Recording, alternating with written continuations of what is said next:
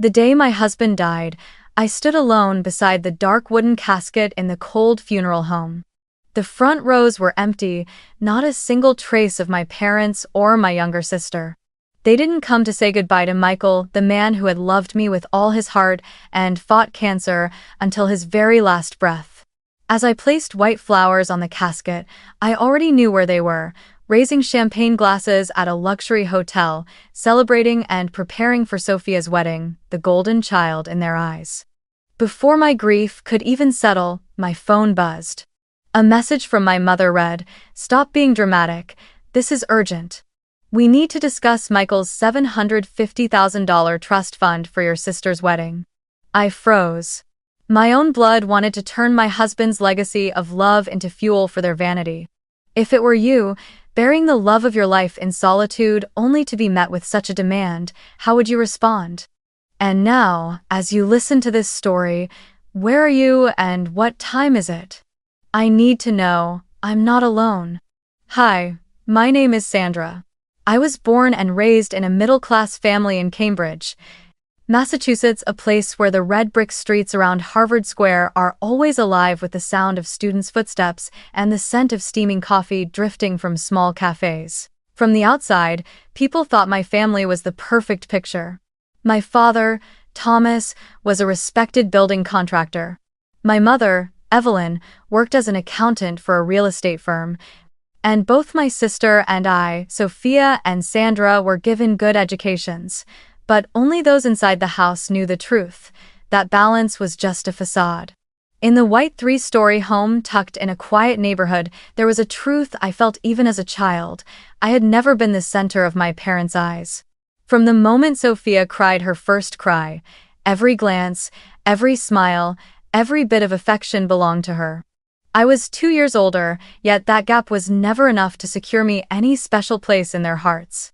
To them, Sophia was the little angel, the child with sparkling blue eyes, golden hair like a doll in a commercial, and a smile that could melt anyone's heart. And me, Sandra, with straight brown hair and a quiet nature, was most often mentioned only as the older sister who looks after her. From the moment she could speak, Sophia was showered with endless praise.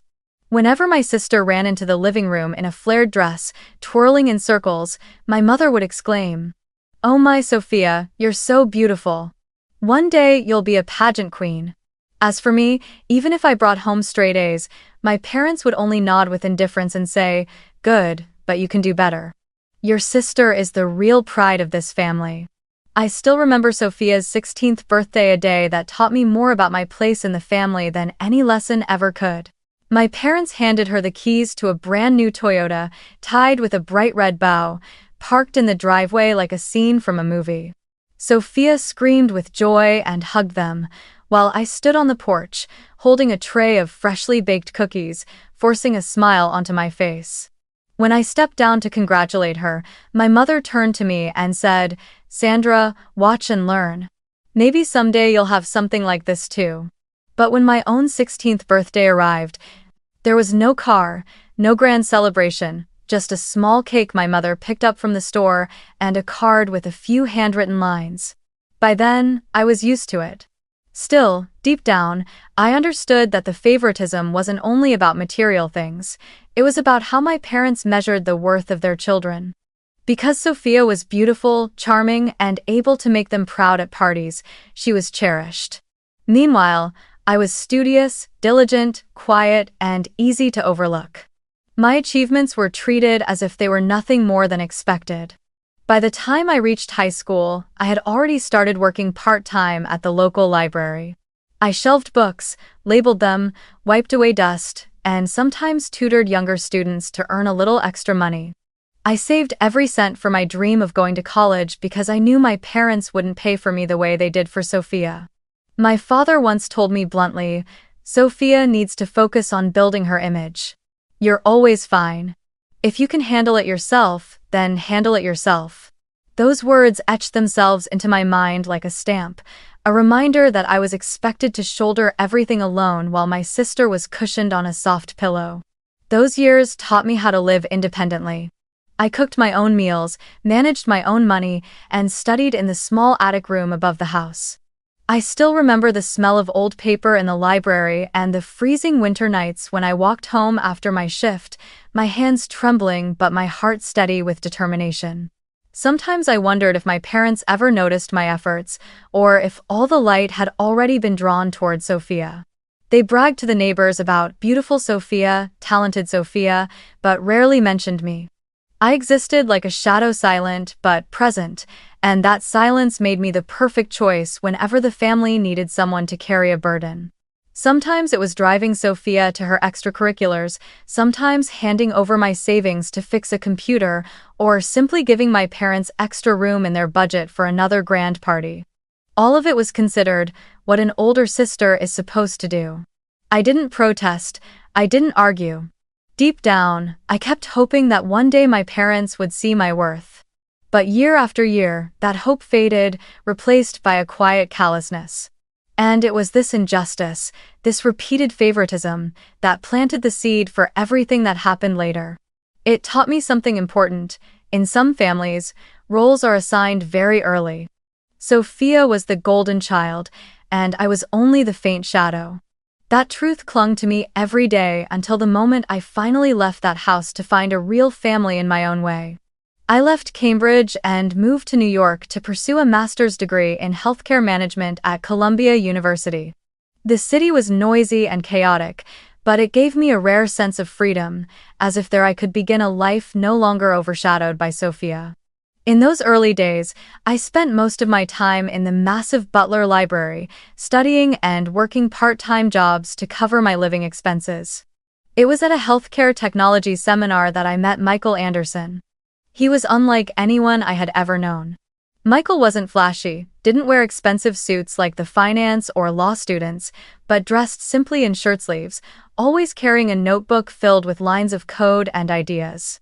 He was a software engineer working on a project to connect electronic medical record systems.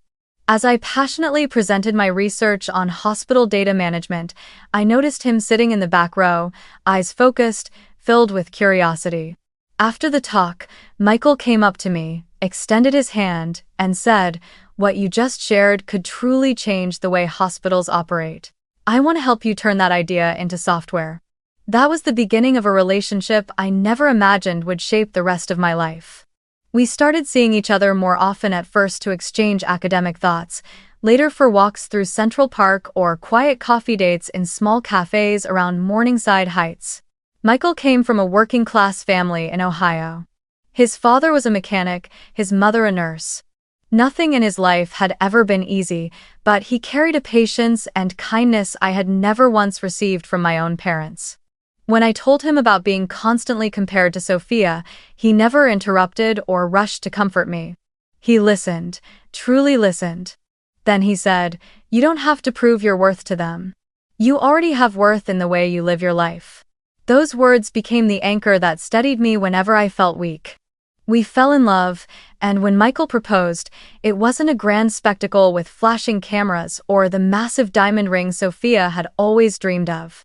Michael proposed to me on a quiet evening on the Brooklyn Bridge, with nothing more than a simple silver band.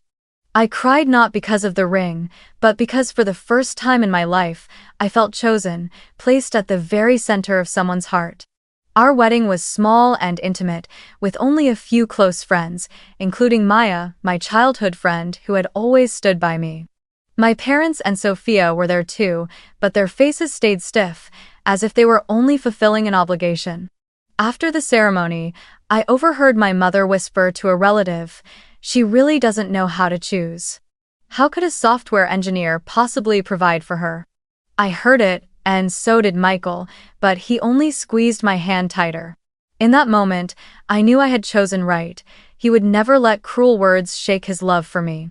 We began building a small but happy life together in a rented apartment near the hospital where I worked. Michael worked hard, slowly moving up in his healthcare tech company, while I managed nonprofit hospital projects. We didn't have mansions or luxury cars, but we had evenings spent cooking together, watching movies, and dreaming about the future. Michael often said, "We don't need much, just enough and each other." And I believed him, because for the first time in my life, I had a real family. But that happiness didn't last long. When Michael was diagnosed with cancer, my entire world collapsed. Yet even in pain, he kept thinking of me. Between exhausting treatments, he quietly worked with attorney Howard Ellison to set up a $750,000 trust money he had saved from his earnings, company shares, and life insurance. One evening, his hair thinning from chemotherapy, he told me, "I can't promise to be here forever, but I want to make sure you never have to go back to being their puppet. This is my legacy to you, a shield for your freedom." I cried in his arms, torn between agony and gratitude. The final months of Michael's life were the harshest I had ever endured. Our small apartment slowly transformed into a makeshift clinic, an IV pump stationed in the living room, a medicine cabinet crowded with vials of chemicals, and a hospital bed pushed up against the window so he could catch a glimpse of sunlight each day. I still went to work at the hospital, but I was running on empty. By day, I coordinated projects. By night, I stayed awake watching his breathing and his pain. I grew gaunt, my eyes sunken, my hair falling out from stress. Some nights I sat beside him, silently crying, still hoping that my family might show up, at least to ask how we were or offer some small help. But all I received was silence. Not once did my parents step into the hospital. Not a single phone call to check on us. Instead, what reached me were only biting remarks. In one curt text, my mother wrote, "Don't expect us to help you watch over anything. Sophia's wedding is the priority. Handle it yourself." My hands trembled as I read it, unable to believe a mother could say that when her daughter was exhausted from caring for a dying husband. My father was even colder. "Everyone must bear their own life. You chose Michael, so take responsibility for that choice." Those words cut like a blade, turning the pain I was carrying into a kind of sentence passed down on me. At the very moment Michael needed a wider circle of arms around him, all we had was each other and Maya, my childhood friend. Working night shifts in the ER, Maya still found time to bring us hot meals or stay for a few hours so I could get some sleep. It was Maya, not Sophia, who became the sister I truly had. And then the most terrible moment came. Michael took his last breath on an autumn morning as sunlight slipped through the curtains. I held his hand tightly and whispered, "You can rest now. I'll keep my promise." My heart shattered as if the whole world had collapsed. Yet even in my grief, my family still did not appear. The funeral was simple, held in a small chapel on the outskirts of town. The rows meant for my parents, my sister, and our relatives all stood empty. Not a single member of the Miller family came. Beside me, that day were Maya, a few coworkers, and Mrs. Green, the elderly neighbor who had always cared for me like her own. I looked around the silent room, overcome by a hollowness no words could capture. Michael deserved a proper farewell, with blessings from his wife's family. What he received instead was their cold absence. I vowed never to forget that moment. When the service ended, I returned to our apartment and placed the leftover white flowers on Michael's altar. I sank into a chair, exhausted. My mind was a blank space, aching and numb at once. But my family's cruelty didn't stop there. The phone on the table buzzed. I opened it and saw a message from my mother. "Stop being dramatic. This is urgent. That $750,000 fund is a reasonable source for Sophia's wedding. We need to talk now." I went numb. I had just buried my husband, not yet able to breathe after the storm of loss, and they were already plotting to seize the legacy he had left me. In their eyes, his death was only a minor inconvenience on the path to hosting a lavish wedding. They didn't see the trust fund as the lifetime sacrifice Michael had made for me, but only as a convenient wallet. I sat there, clutching the phone so tightly my hands trembled. Tears welled up, but they weren't only from grief anymore. They were from a betrayal so complete it hollowed me out. My own family, the people who should have held me in my darkest days, had turned me into an obstacle, a door to be forced open by taking the last thing Michael had left behind. I thought of all the times in my childhood they had treated me like a little bank, withdrawing my money, my effort, my time, without a word of thanks. And now they wanted to turn the legacy of my love into an ornament for Sophia's wedding. In that moment, I knew one thing. If I stayed silent one more time, I would lose everything. After Michael's funeral, our small apartment became a prison of memories. Every corner bore his presence, the gray coat still hanging on the rack, the coffee mug he used each morning still sitting by the machine, the unfinished software draft still open on the desk.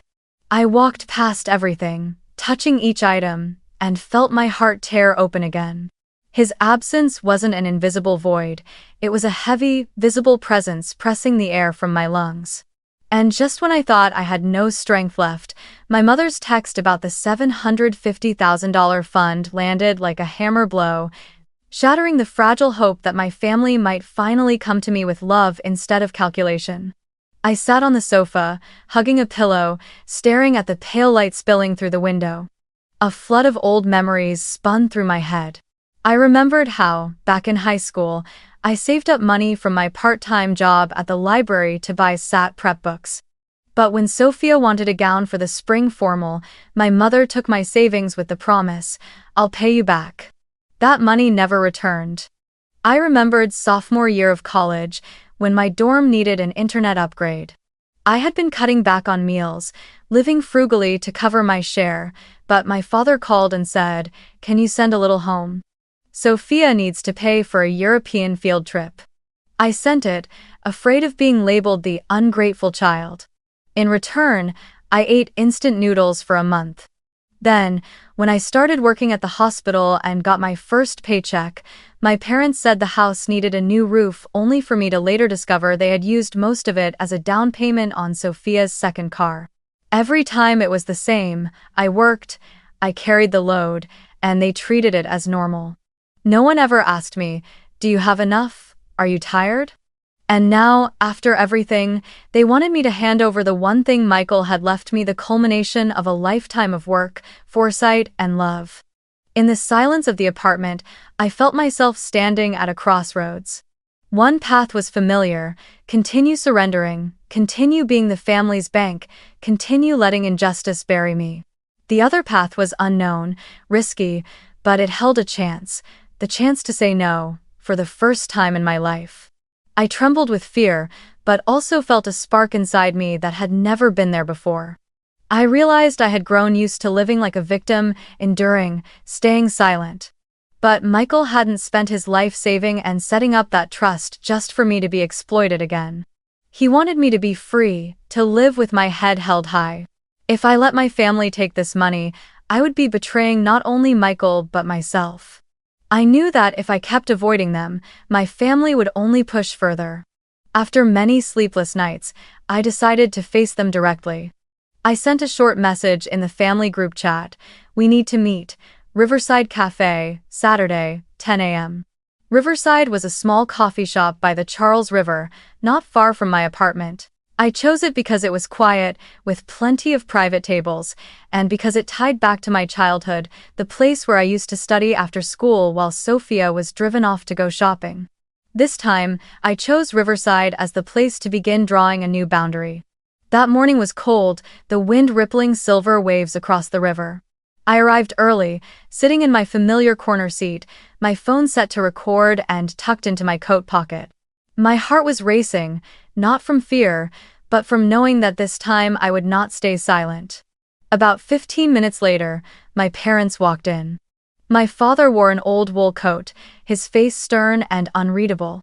My mother looked polished as always, her lipstick a bold shade of red. And right behind them came Sophia, draped in a luxurious fur coat, a designer bag dangling from her hand, her eyes sparkling as if she were stepping onto a red carpet rather than into a family confrontation. I greeted them briefly, then went straight to the point.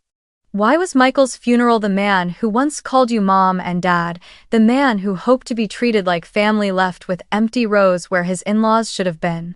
And yet, that same day, you all had the strength to raise champagne glasses at Sophia's hotel celebration? My voice was calm but edged with steel. For a few seconds, the air froze. My mother frowned. "Everyone grieves in their own way, Sandra. We chose not to come because we didn't want to make things heavier." My father cut in, his tone flat and clipped. "Sophia's wedding has been planned for a year. We couldn't cancel everything just because of a funeral. You should understand that. I looked straight at them, a wave rising in my chest. But before I could answer, Sophia spoke, and that was the moment that truly chilled me. She flicked her hair back, gave a dismissive laugh, and said, "Come on, Sandra. That fund is just sitting there. I need it for my future, for my new family. You don't have kids, you don't have big plans, what's the point of you keeping it?" Her words cut through the air like a blade, sharp and merciless. I felt my hands trembling under the table, but I drew in a deep breath and forced myself to stay calm. The phone in my coat pocket kept recording, capturing every word Sophia had just thrown at me. I turned to my mother. She didn't scold Sophia, didn't even flinch at her cruelty. She only tightened her grip on her purse strap, silently complicit. My father sipped his coffee, avoiding my eyes, letting the naked truth spill across the table unchecked. Slowly, I spoke. "So this is the real reason? Not concern for me, not to share in my grief, but to take away the last thing Michael left me." My mother's face pinched with irritation. "Don't be so dramatic, we are a family. If Sophia is happy, the whole family is happy. Michael would have wanted you to share with your sister." I laughed, a dry, bitter laugh. Michael left that fund for me, not for Sophia. He knew exactly what I went through in this family. He wanted me to be free, to stop being treated like a bank. And yet, on the day he died, you were absent, and immediately after, you demanded to take what little he left behind. You call that family? No one answered. The only sounds were the clink of a spoon against porcelain and the faint hum of jazz drifting from the speakers. I stood up, paid for my coffee, and looked at the three of them one last time. "I don't want to hear anything else. Everything is clear now. I will keep Michael's legacy." My voice was steady, no longer trembling the way it once had. They stared at me, surprised, a flicker of anger in their eyes, but I no longer cared. I walked out of Riverside, the cold wind striking my face, and yet inside me something burned bright, strength. When I got home, I pulled out my phone and replayed the recording. Every word Sophia had said about the fund just sitting there, every excuse my mother had made, it was all preserved. I sat in the silent apartment, and for the first time in months, I felt like I held a weapon. I was no longer fighting as a lone victim. I had evidence. I had undeniable truth. And I swore I would use it to protect Michael, and to protect myself. The next day, I took the recording to the office of Howard Ellison, the lawyer Michael had trusted. His building sat in the heart of Boston, a blend of old red brick and gleaming glass. I rode the elevator up to the 10th floor, my heartbeat quickening. When the dark wooden door opened, I stepped into a space that was elegant yet warm, lined with bookshelves that stretched to the ceiling, the scent of wood and old paper mingling with freshly brewed coffee. Howard, a man in his 60s with silver hair and round glasses, rose to greet me. He had worked with Michael for months to set up the trust, and when he saw me, his eyes softened with sorrow. "Sandra, I'm so sorry." Michael was one of the clients I respected most. "He prepared everything carefully so you would be able to stand strong after he was gone," he said, his voice deep and steady. I sat down, my hands tightening around my purse, and drew a shaky breath. "Mr. Ellison, my family. They're trying to take the trust." They didn't even show up at the funeral, but right after, they texted me demanding $750,000 for my sister's wedding. I recorded what they said at the cafe. "I don't know what they might try, but I'm scared." "Alon." Howard nodded and opened a thick file folder. He pulled out a white envelope marked "Letter of Intent, Michael Anderson," and slid it toward me. "Michael left this. It isn't a formal will, but a letter of intent. It carries legal weight in clarifying the purpose of the trust. Read it." My hands trembled as I opened it. Michael's familiar handwriting spilled across the page, every line precise. "If I pass away, the Brooks Family Education and Resilience Trust will be placed entirely under the control of my wife, Sandra Miller. This trust cannot be transferred to any third party, including members of either my family or Sandra's. Its sole purpose To protect Sandra, to provide a financial foundation for her to continue her life and pursue the community projects we both believed in. I read it over and over, tears streaming down my face as my hand brushed against his signature at the bottom. That was Michael, the man who thought of me even as death closed in. Howard watched me quietly, then continued. Sandra, there's something you need to know. Months ago, while Michael was still in the hospital, my office received a few calls. One from your parents' home phone, another from Sophia's number. They asked about the process of changing the trustee, in other words, how to replace you as the one in charge. We refused and explained it wasn't possible. But the truth is, they had been planning this for a long time. They didn't just react after Michael's death, they were calculating while he was still breathing. Hearing that, a wave of rage and cold realization crashed over me. So their absence at the hospital, their icy silence, wasn't just about Sophia and the wedding. They had been circling the money all along. Every look, every clipped remark from my parents suddenly snapped into focus. I had never been their daughter, only a path to resources. I lifted my head, my eyes dry now, and said firmly, I will not sign anything. I will not give in. This is Michael's legacy. I will protect it at any cost. Howard nodded, a flicker of relief on his face. That's exactly what Michael wanted. I'll stand with you. If they try any legal move, we have more than enough grounds to shut it down. I took out my phone and played the Riverside recording for him. Sophia's voice filled the quiet office, sharp and selfish. That fund is just sitting there. I need it for my future. Howard's brow tightened. Good. This will be key evidence. Keep recording every interaction. People like that rarely stop on their own, but we'll be ready. Hell with. I left his office and stepped into the crowded street. The cold wind still blew, but inside me a new strength burned.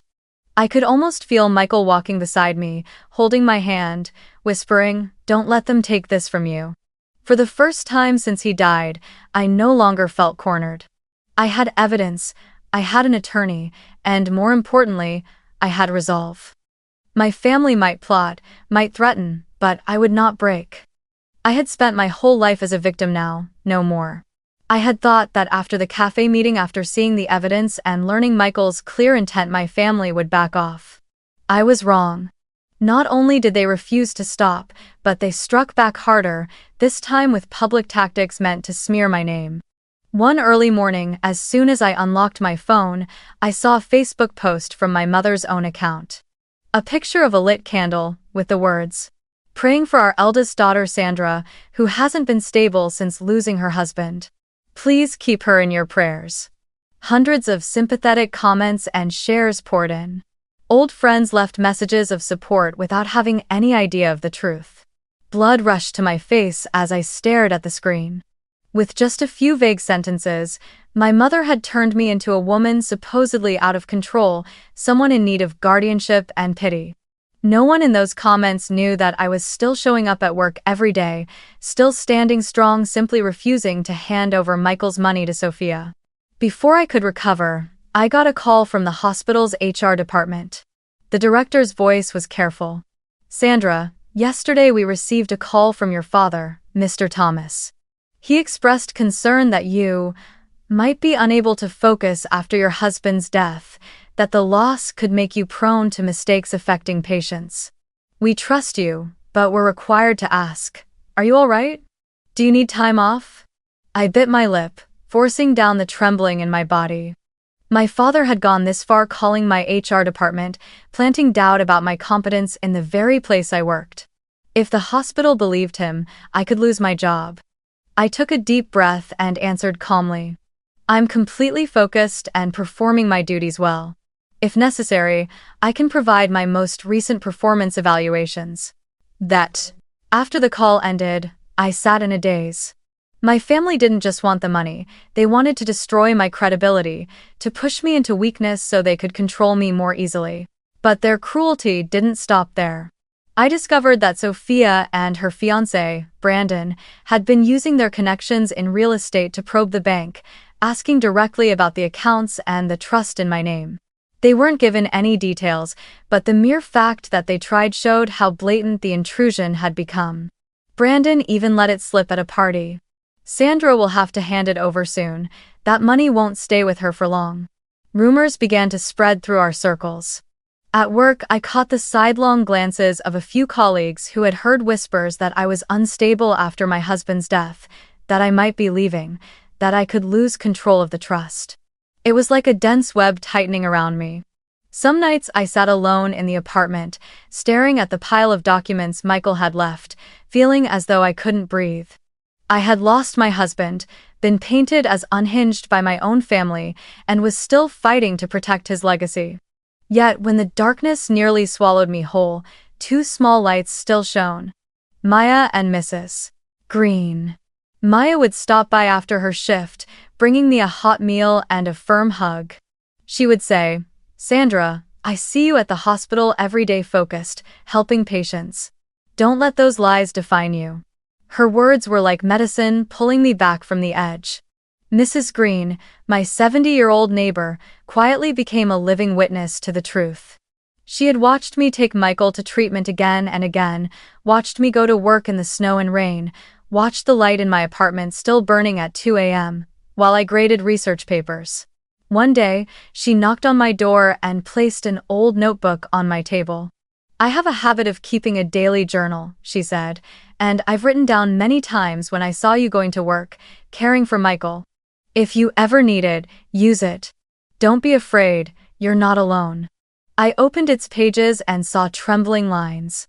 "Today, Sandra took Michael to the hospital. Came back late, but still worked the morning shift. Such a resilient girl." Each entry felt like an embrace, a confirmation that I wasn't crazy, wasn't weak, just a woman being slandered. Looking back, I understood that my family had chosen open warfare, and I could retreat no further. The posts, the phone calls, the rumors all were aimed at isolating me, making me look helpless so they could strip the trust away.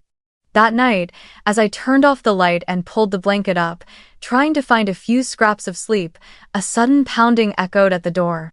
The clock showed nearly midnight. My heart jumped, and I went to the window. Under the yellow glow of the street lamp stood the familiar figure of my mother, Evelyn, clutching her handbag, shifting anxiously as she knocked. For a moment I hesitated, then I opened the door. She stepped inside, the heavy scent of her perfume flooding the small apartment, a smell so familiar from my childhood, one I had tried hard to forget. "My daughter," she began, her voice syrupy sweet, nothing like the sharp tone she usually carried. "I know we've had our misunderstandings, but you must understand, all it takes is for you to sign a few papers, and everything will settle down. Your sister will be happy, the family will be at peace. You don't want to see this family fall apart, do you?" I quietly led her into the living room. The lamp on the table cast a soft glow. I nodded toward the couch for her to sit, but inside my coat pocket, my hand had already switched on the recorder. After everything they had done, I knew any conversation could turn into a trap, and I needed the truth preserved. She went on, placing her hand on my shoulder, patting it as if in comfort. "Sophia has sacrificed so much, can't you see? She needs a perfect wedding, a beautiful beginning.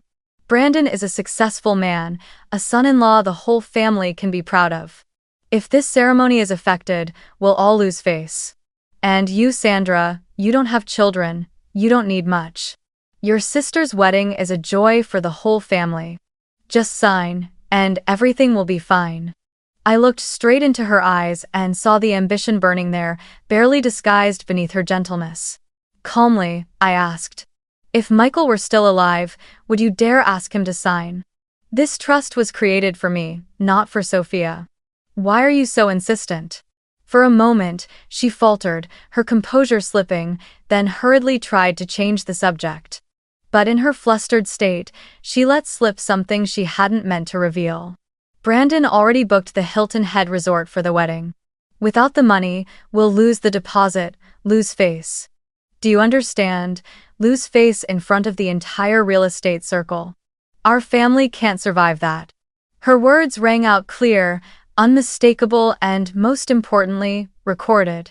I sat there, nodding as if in agreement, while inside me a storm raged. So it wasn't about Sophia's happiness at all, It was about protecting their social image, covering for shallow ambitions. Hilton Head, deposits, reputation in front of friends, all of it mattered more than my grief, more than the bonds of family. I let out a long sigh, stood, and poured a glass of water, placing it gently on the table before her. I understand. You should get some rest. It's late. My mother looked at me, clearly convinced that her sugary words had softened me. She smiled faintly. I knew you'd come around. Don't be so stubborn. Rest well, my daughter. Then she left, stepping into the dark hallway, her perfume lingering in the air. When the door closed behind her, I sank into the chair, my hands trembling as I pulled out my phone to check. Everything had been captured, her coaxing, her insistence, and the slip about the Hilton Head resort. I replayed it again and again, feeling both sorrow and a chill down my spine. The woman who had given birth to me, who had once cradled me in her arms, was now standing fully on my sister's side, willing to come at midnight to deceive and manipulate me. But this time, she had exposed her true face. One early weekday morning, just as I returned from a long hospital shift, a pounding knock rattled the door. I opened it to find a court officer standing there, a sealed envelope in his hand. "Mrs. Sandra Miller?" he asked. I nodded, and seconds later I was holding a document I will never forget. A petition. My parents and sister had officially filed for emergency guardianship. They claimed I had lost the ability to make rational decisions after my husband's death, that I was mentally unstable and a danger to both the assets and myself. I read each line, my chest tightening as if crushed. So all the slander online and at my workplace had been nothing but groundwork. This was their killing blow. To strip me of my legal capacity and steal Michael's trust. The Cook County Court set the hearing just 1 week later. I remember that morning clearly. I wore a plain black dress, my hair neatly tied back, dark circles under my eyes but a fire in my gaze. I didn't walk in alone. Maya held my hand as we entered, Mrs. Green sat quietly in the back row, and Attorney Ellison walked beside me, a thick file in his hands. Across the room, my parents sat together, with Sophia and her fiancé Brandon behind them. I glanced over and saw the confidence in their faces, as if victory was already theirs. The hearing opened with the plaintiff's case, my family. My father stood first, his voice forced into a somber tone. Your Honor, we are only concerned for our eldest daughter. Since losing her husband, she has been unstable, crying, withdrawn, at risk of dissipating the large sum her husband left behind. We only wish to protect her. My mother sat beside him, dabbing at her eyes with a handkerchief as though rehearsed for a role. Then they called a witness, a distant cousin who had once studied with me in Cambridge. She testified. I once saw Sandra sobbing uncontrollably in a hospital hallway, saying she didn't know how she could go on if Michael died. I believe she is no longer capable of managing herself. I sat still, my hands clenched tightly, a faint smile tugging at my lips. They had seen one moment of tears and decided my entire life had collapsed. When it was our turn, Ellison rose, his voice firm and resonant. Your Honor, my client Mrs. Sandra Miller is fully competent. We have complete evidence to prove it. He presented the file, beginning with Michael's letter of intent. The document, with Michael's clear words and signature, appeared before the judge. Sandra is the sole beneficiary. The trust cannot be transferred or interfered with by either family. It was our first piece of evidence, strong and undeniable. Next, Ellison introduced Mrs. Green's journal. The elderly woman with silver hair trembled slightly as she stepped to the stand, but her gaze was steady. She recounted, day by day, how she had watched me go to work, take Michael to treatment, and then return home to cook and care for him. If that's what we call incompetence, she said firmly, then no one in this world is truly sane. A murmur rippled through the courtroom. I looked up at her, tears filling my eyes, overwhelmed with gratitude that I was not alone. Then Ellison gave me a small nod, and I handed him my phone. He pressed play. Sophia's voice rang out, sharp and undeniable. That fund is just sitting there. I need it for my future. Then came the second recording, captured at midnight, my mother's slip. Brandon already booked the Hilton Head Resort without the money. We'll lose the deposit, lose face. The courtroom fell utterly silent. All their sweet words about protecting me lay exposed for what they truly were, not concern, but greed and vanity. I watched Sophia's face flush red, my mother drop her gaze, and my father grip the armrest, his eyes burning with anger. But Ellison wasn't finished. He produced a bank report showing my account had been accessed without authorization. The contact number used matches that of Miss Sophia Miller, he stated firmly. This is not about safeguarding a daughter. This is a deliberate scheme to interfere with her assets. The judge's brow furrowed as he flipped through the documents, his expression hardening. After hours of testimony and rebuttal, the gavel struck. The judge's voice carried through the chamber. The petition for emergency guardianship is denied. Furthermore, this court orders the Miller family to cease all contact with Sandra Miller and her assets. An investigation will be opened into perjury, invasion of privacy, and unauthorized access to financial accounts. I sat frozen, my heart pounding in my chest before slowly releasing. For the first time in months, I felt justice standing firmly on my side. When the hearing ended, Maya threw her arms around me and whispered, "You did it. Michael would be so proud." Mrs. Green clasped my hand, her eyes shining with joy. "You see? The truth will always prevail." I smiled through tears that still blurred my vision. My family shuffled out of the courtroom, bitter and furious, but this time they had no power left to wield over me. I knew the battle wasn't entirely finished, but the turning point had come. I was no longer the hunted victim. I had stood up. I had protected what Michael left me. And more than anything, I had reclaimed my own voice. After the court denied the guardianship petition and ordered an investigation, everything began to crumble for the Miller family. Word spread quickly through their social circles and the small Cambridge community. Sophia, once used to admiration, became the subject of gossip. Brandon, her fiancé, who cared deeply about image and reputation, couldn't handle the pressure. Just weeks later, he quietly broke off the engagement, citing that he couldn't build a future with a family mired in scandal and lawsuits. Sophia screamed, sobbed, and called me dozens of times, leaving long messages filled with blame. "This is all your fault. If you hadn't resisted, if you had just signed over the fund, the wedding would have happened and Brandon wouldn't have left me." I read those messages, my heart heavy but no longer guilty. For the first time, I understood clearly that protecting myself was not a sin, it was my rightful claim. Meanwhile, cracks began to form between my parents. My father, furious that the guardianship scheme had failed, lashed out at my mother. "You couldn't keep your mouth shut, you exposed the Hilton Head Resort." My mother fired back with bitterness. "You were useless in court, couldn't convince the judge, and let Sandra bring in evidence to destroy us." The house that had once echoed with hollow laughter was now filled with shouting. Relatives kept their distance, extended families stayed silent. And Sophia, once the golden child, was now a name tied to failure and shame. Then one late evening, my phone lit up with a message from my mother. "Sandra, I'm sorry, things went too far. Please give the family another chance. Let's sit down for a meal together, start fresh." I read those words again and again, feeling the weakness in every letter. But instead of softening, I saw the insincerity beneath the apology. They weren't sorry for abandoning me at Michael's funeral or for trying to steal his trust. They were only sorry because they had failed, because their reputation was ruined. I picked up the phone and typed my reply slowly but firmly. "If there are any matters to discuss, contact Attorney Ellison. I will not be part of any more family dinners. What I need is peace, not the same old cycle."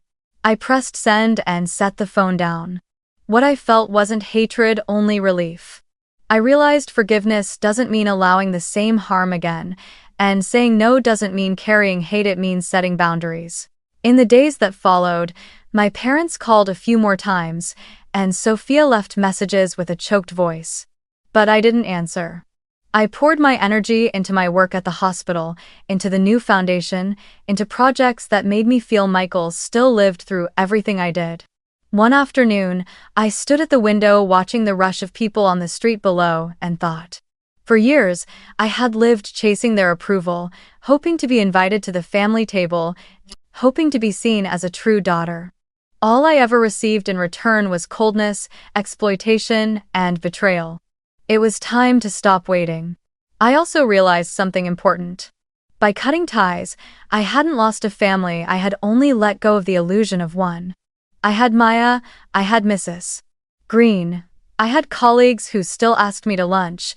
I had students who would one day receive scholarships from the foundation. That was my real family, the family I chose, not bound by blood but by love. A year ago, if someone had told me I would have the courage to refuse my own mother, I would have laughed through tears. But now, having drawn clear boundaries, I felt stronger than ever. I no longer let anger consume me. I turned it into determination. I no longer sought revenge. I chose peace. The Miller family could keep drowning in their arguments and blame, but I would no longer be a part of it. I lit a small candle beside Michael's photo and whispered, "I did it. I no longer let them define me." The flickering flame reflected his gentle smile in the frame, and I knew that somewhere he was nodding in agreement. A year later, autumn came to Boston, the sky clear blue and the trees lining the street in front of the hospital blazing orange. I walked through the main lobby, holding a small invitation card. The inauguration of the Michael Brooks Memorial Lab. His name was printed boldly on the paper, framed by soft blue designs, Michael's favorite color. Just seeing it made my heart tremble. I drew a deep breath and stepped into the auditorium, where colleagues, friends, and donors had gathered.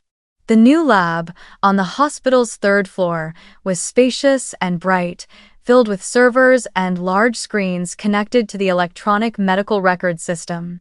All of it had been purchased through the foundation I had spent the past year building. When the red curtain dropped and the words Michael Brooks Memorial Lab appeared, the room erupted in applause. I stood in the middle of the crowd, raising my head to look at those words, my eyes blurring not from despair this time, but from pride. In that wave of applause, I could almost hear Michael's footsteps, his laughter as he talked about technology that could save lives. At the ceremony, we also announced the first scholarship in Michael's name. A sophomore in health IT walked up to the stage.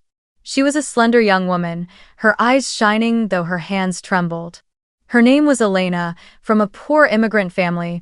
Her parents were laborers who had never imagined their daughter could even attend college. Elena choked back tears as she said, "I never thought I'd have this chance. But with this scholarship, I can keep chasing my dream. I want to use technology to save lives, just like Michael did." The hall fell silent, then erupted in applause. I covered my mouth, tears spilling down, but for the first time in so long, I cried while smiling. I saw Michael in Elena's eyes, that simple belief that technology and compassion could change the world. When the event ended, I stayed behind after everyone had left. I walked around the room, running my fingers across the keyboards, watching each screen glow, listening to the soft hum of the machines. I whispered, "Michael, do you see? I kept my promise. You're still here in every device, in every student, in every person helped." For the first time, I could say his name without breaking down, smiling instead, a smile of relief, overflowing with love. Later that evening, I carried a bouquet of fresh flowers to the cemetery where Michael rested. Autumn leaves blanketed the path. I knelt before his gravestone, laying the white blossoms against the grass. His name was etched clearly alongside the words, "Beloved husband, visionary soul." I pressed my hand to the cold stone, took a deep breath, and whispered, "Michael, I kept my promise. I protected the trust, turned it into a foundation, into a lab, into a scholarship. I found a true family not through blood, but through love and choice. I am no longer alone." The wind brushed past, tugging gently at my clothes. In that moment, I didn't feel the searing pain of the early days, but instead a strange calm, as though he were smiling at me from somewhere far away. I stayed there for a long while, letting the autumn leaves fall around me, letting the silence hold me close. When I finally stood, my heart felt lighter, as if I had set down a burden I had carried for years. I knew the road ahead was still long, but now I had the strength to walk it. That night, back in the apartment, I cooked a simple meal, lit a candle, and opened my journal. I wrote the final lines of the day. 1 year later, I am no longer the grieving widow, no longer the daughter exploited by her family. I am the keeper of Michael's legacy, the one who turned pain into purpose. And above all, I am someone who has learned to choose family with my heart, not just by blood. When I set down the pen, I smiled softly, knowing my healing had finally begun. Thank you for listening to Sandra's story. Wishing you health and happiness, and I look forward to sharing more stories with you soon.